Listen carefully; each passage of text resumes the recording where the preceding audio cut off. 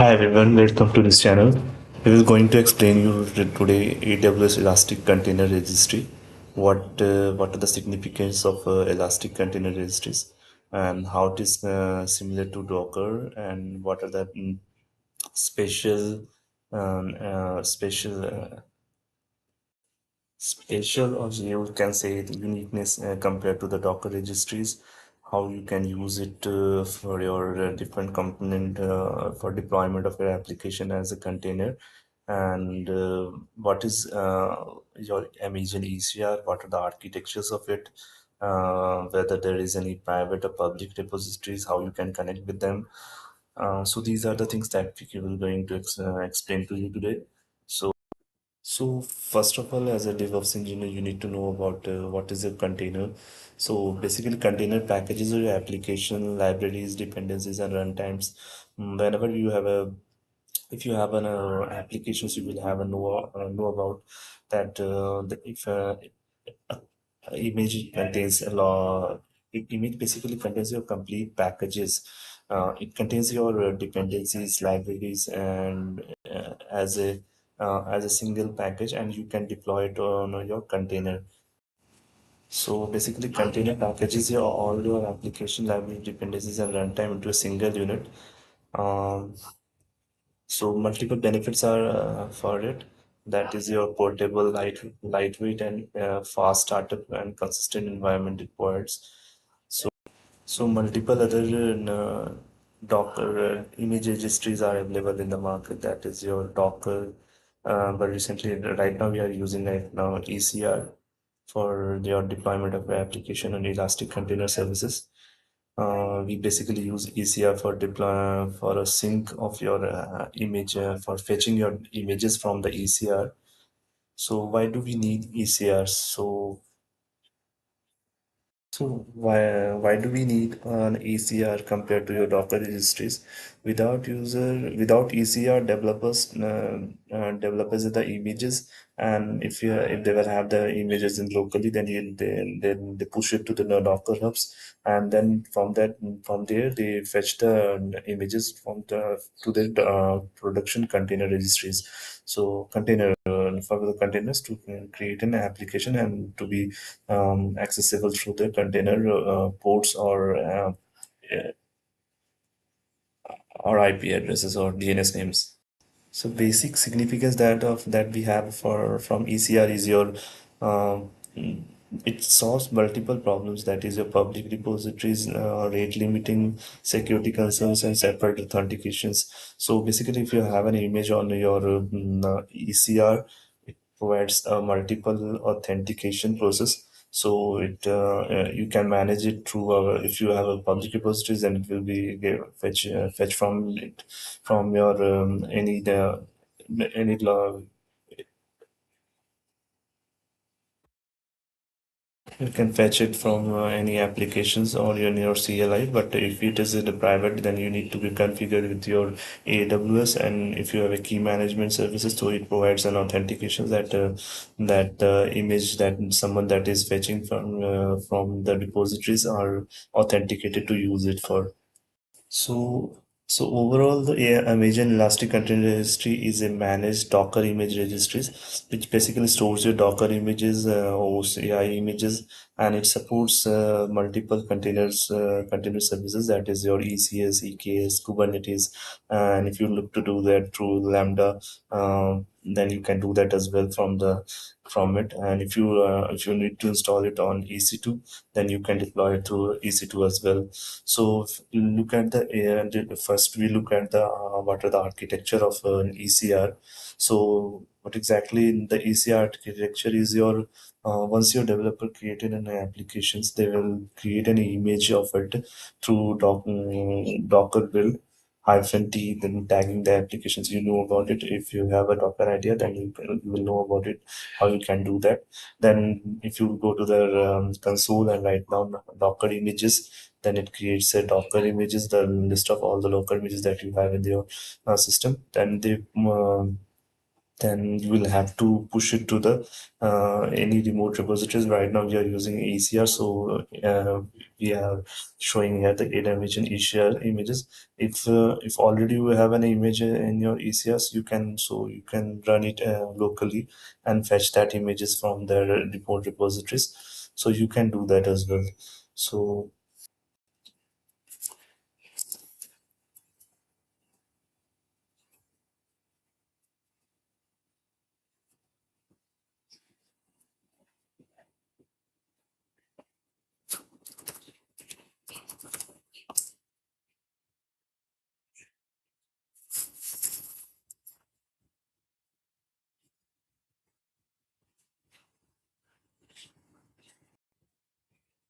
So for creating a new repositories, you need to write down and on click and write down here. Suppose I need to create something like DevOps applications or Python app.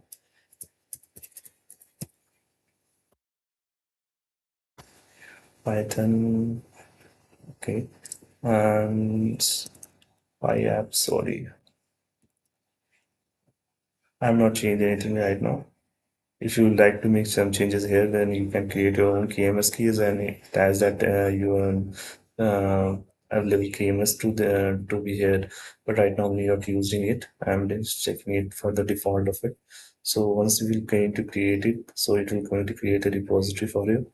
So right now we have created any repositories.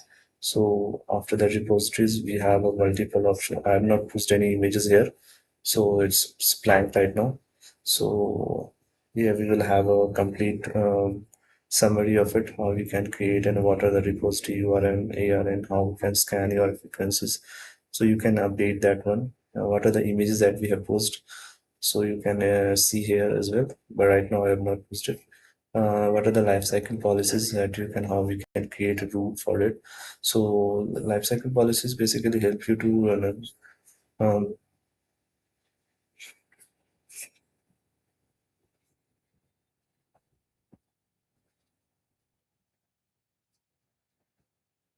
So basically, through the lifecycle policy rules, you can automatically clean up your unused images in your repository. If you have set up something after 24 hours or some 30 days of it, the older images should be get deleted. So, or you can archive that images. So these two things will help you to optimizing your space of your ECA repositories.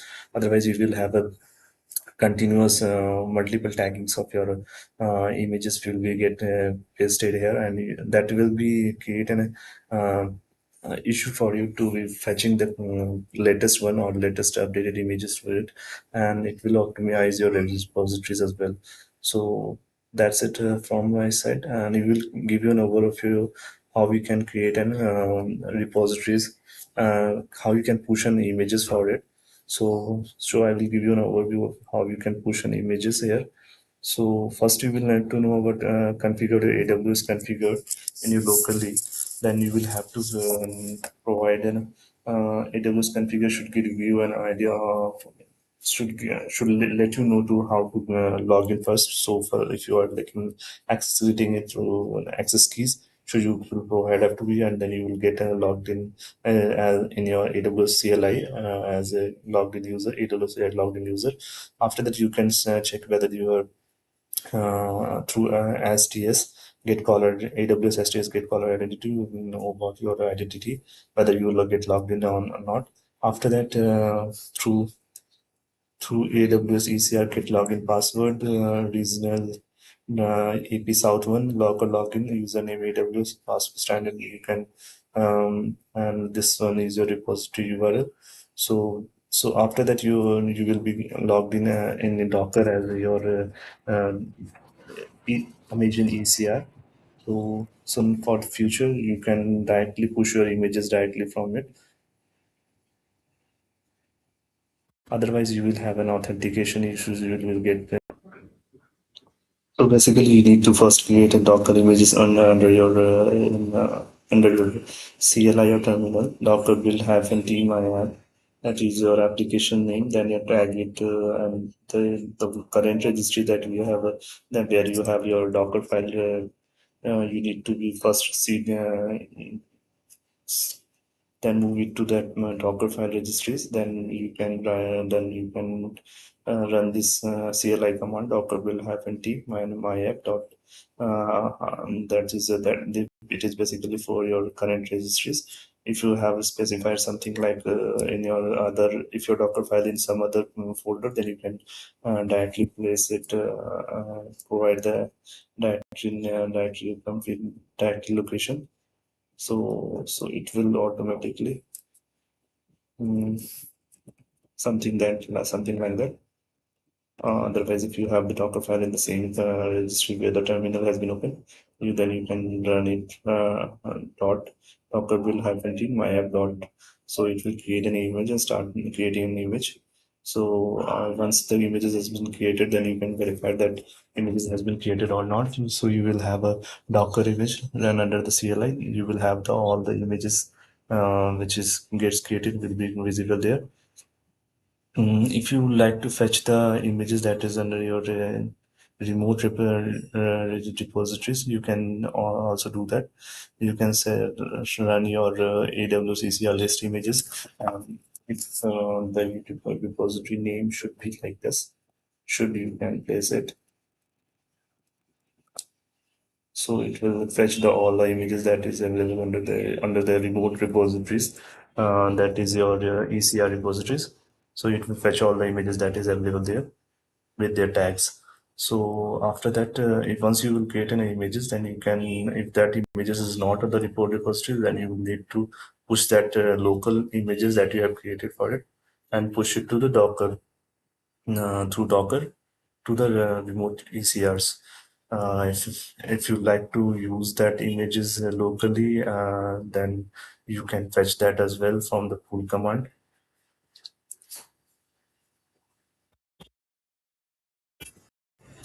So basically, if you have something, your this pipeline, if you have built up some pipeline under your GitHub or your Jenkins, so you can run your GitHub pipelines and attach that steps that we need to be that you need to create or remove Docker images and how you can push it to the Docker hub or your Docker, any other repositories like your ECRs. So you can do that as well from the GitHub commands. I have this one is your GitHub CLI commands, GitHub YML format for your GitHub action command. Similarly, you can do that as well for your Jenkins as well. So from that, from this way, you can build up an image and push it to the remote repositories. So let's suppose you would like to deploy your applications on EKS or in your locally if you would like to you would like to test it. So for that you need to create an deployment file like this, and under the image section you can paste your image, paste your image uh, for for fetching the images from the ECR repositories. For since it is since it is required authentication from your uh, authentication process. So for that you need to be first can provide um, your username and password for authentication of your EKS to access your ECS. But if you are using OpenID Connect, then you can easily connect it with your EKS with your ECS. So whatever the services that is running behind of it, so it will get easily connect with your EKS clusters. So that for with your ECR repositories. So it's a better approach to have an ECR for if you are looking to have an image on to be used. So for your EKS cluster, ECR images should be the best one for your application deployment or using it as a image repositories.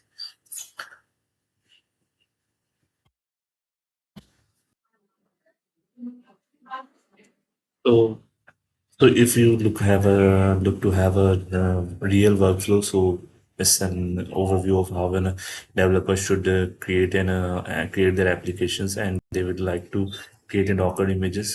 So So for that, they will have a remote repositories where their complete application with the Docker file has been pasted there, or it will be there will be a Jenkins file if you have in that repositories.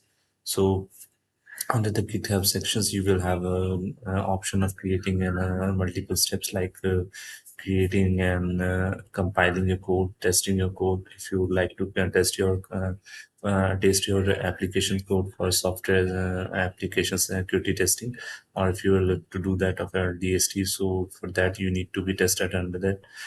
Then after that, you can create a Docker images and push it to the remote repositories, whether it will be in a Docker repositories, or you can use it as a ECR, and then push it down. After that, you can fetch your data as in majorly shares.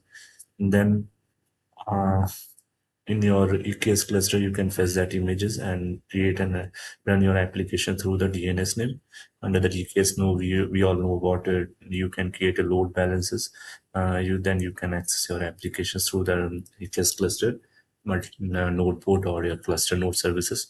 So definitely it will definitely help you to having an idea of how you can deploy an applications. So that's it from my side for today. We will have explore uh, another is AWS based services and give you an overview of it. Thank you everyone. Bye.